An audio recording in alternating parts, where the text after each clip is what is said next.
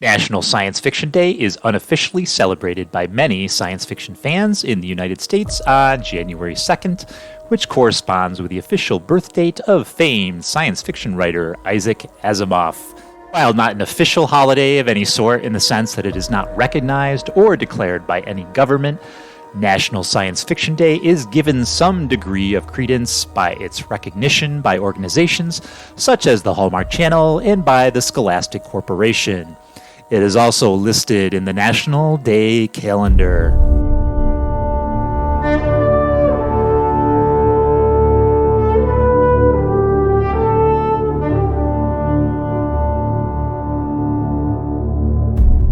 What is it that draws readers to science fiction?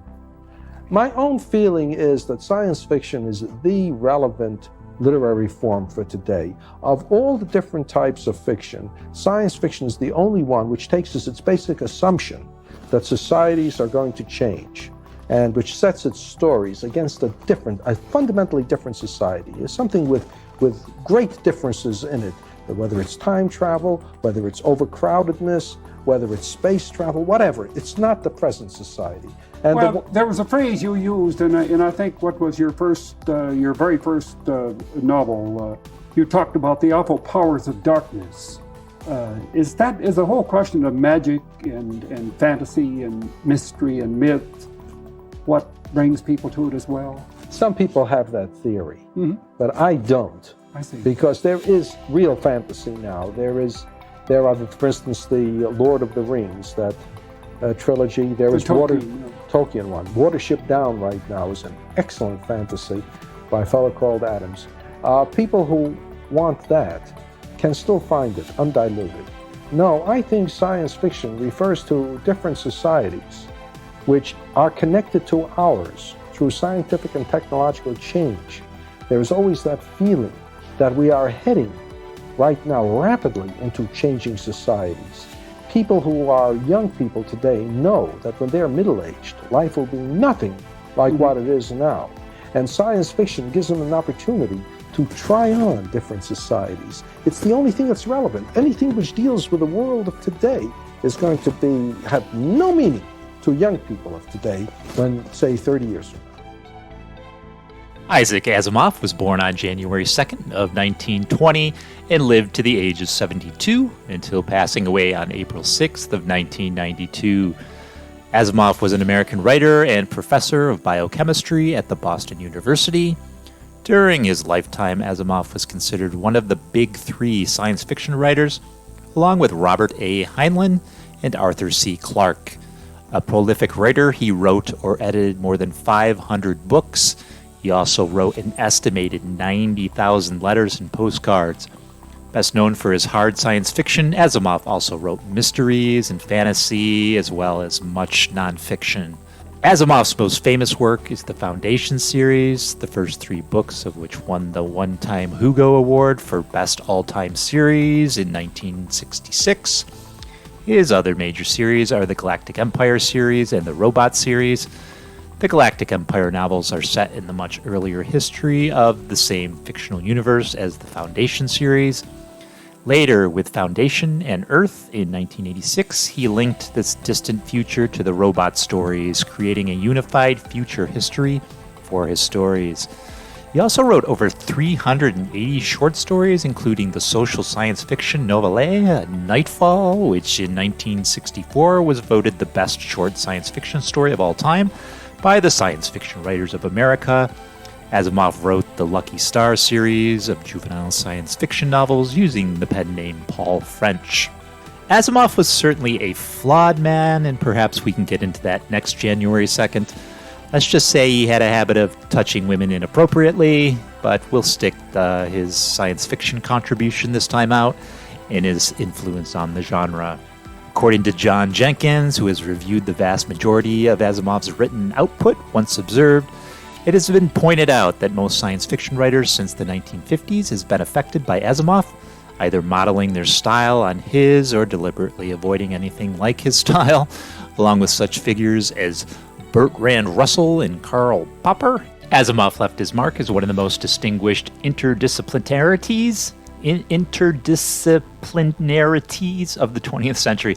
I had no idea what that word meant when I read it on Wikipedia. If you don't know either, interdisciplinarity involves the combination of multiple academic disciplines into one activity.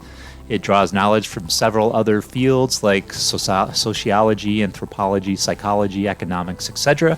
It is about creating something by thinking across boundaries. So now we know, and knowing is half the battle.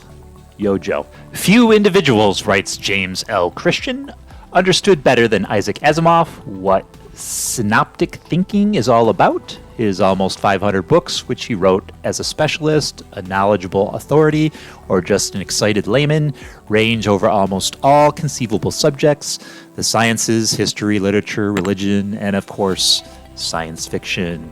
Now, science fiction is the genre of speculative fiction that typically deals with imaginative and futuristic concepts such as advanced sciences and technology, space exploration, time travel, parallel universes, extraterrestrial life, sentient artificial intelligence, cybernetics, certain forms of mortality, and singularity. Science fiction predicted several existing inventions such as the atomic bomb, robots, lasers, whose names entirely match their fictional predecessors.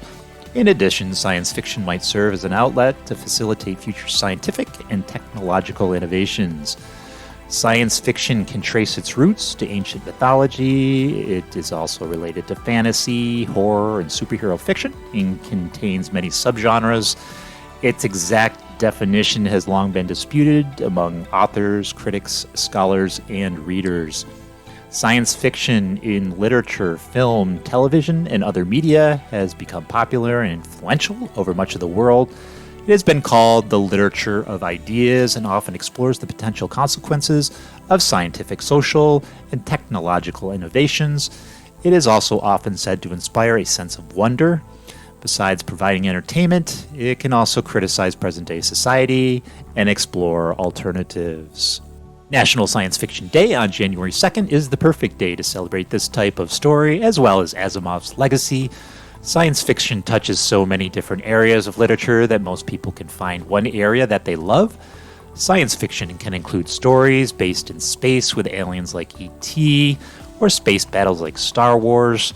The genre also includes time travel, such as H.G. Wells' famous book, The Time Machine, or the Doctor Who franchise. Even superhero movies can involve science fiction. After all, who would believe the talking raccoon, as in Guardians of the Galaxy, or the rock-like skin of the Thing in the Fantastic Four without the science fiction angle? If you're fascinated by the unknown and by the possibilities of what science can bring in the future, you probably would be, or already are, a fan of science fiction. And that's why National Science Fiction Day is the perfect day to celebrate all of these different books, movies, and television shows. You may not love sci-fi enough to consume its stories every day, but this special day is a great opportunity to spark your imagination. What is today? National Science Fiction Day, and also the birthday of Mr. Isaac Asimov. Both take place every year on January 2nd. Pick up your favorite science fiction book and give it a read.